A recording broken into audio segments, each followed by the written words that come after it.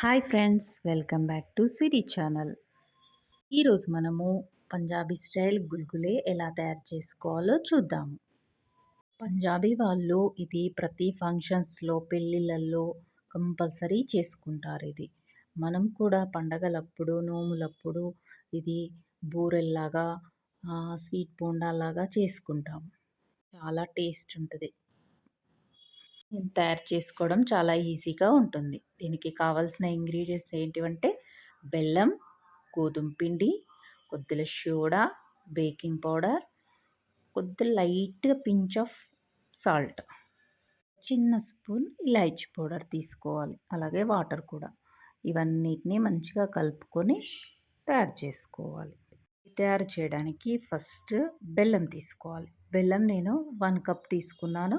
1 cup తీసుకొని దాన్ని గోరువెచ్చని నీళ్ళలో కరగబెట్టుకున్నాను.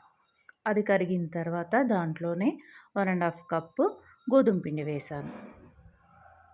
ఇప్పుడు దీంట్లో నేను చెప్పిన పదార్థాలన్నీ వేసుకొని మంచిగా కలుపుకొని ఒక హాఫ్ అన్ అవర్ పక్కకు పెట్టుకోవాలి. ఇప్పుడు దీంట్లో నేను చెప్పిన పదార్థాలన్నీ వేసుకొని మంచిగా కలుపుకొని ఒక హాఫ్ అన్ అవర్ పక్కకు పెట్టుకోండి. హాఫ్ అన్ అవర్ పక్కకు పెట్టుకున్న పిండి ఇప్పుడు మంచిగా జాలిగా మంచిగా అవుతుంది. దాన్ని కొద్దిగా వాటర్ కలుపుకుంటూ మంచిగా కొద్దిగా లూజ్ చేసుకోవాలి. మనం పూర్ణం వేసేలాగా ఆ స్ట్రక్చర్ రావాలి. అలా చూసుకొని కలుపుకోవాలి వాటర్. ఇప్పుడు మనం నూనెను మంచిగా వేడి చేసుకోవాలి. బాగా హీట్ ఉండకూడదు, నూనె మామూలుగా ఉండాలి.